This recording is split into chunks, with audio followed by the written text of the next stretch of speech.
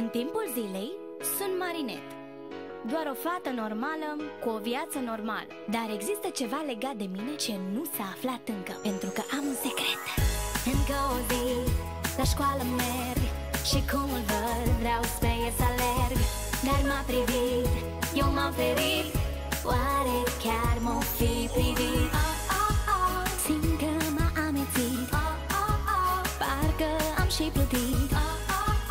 Când soarele s-a dus, eu atunci devin miraculos, cel mai frumos. Te va scăpa când ai de greu. Miraculos, cel norocos, dragostea învinge tot mereu.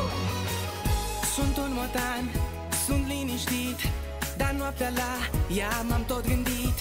Mă simt perfect când e cu mine, când sunt pierdut, ea mă menține. Mă simt neîmplinit, iubirea s-a întețit. Când zâmbetul îi văd, ea atunci se schimbă. Miraculos, cel mai frumos, te va scăpa când ai de greu. Miraculos, cel norocos, dragostea învinge tot mereu. Miraculos, cel mai frumos, te va scăpa când ai de greu.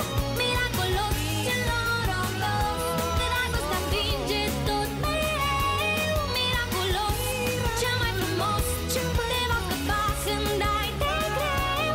Miraculos, cel norocos, dragostea învinge tot mereu. Miraculos, Buburuza și Motan Noir. Noul serial începe luni 22 februarie la 17:10 la Disney Channel.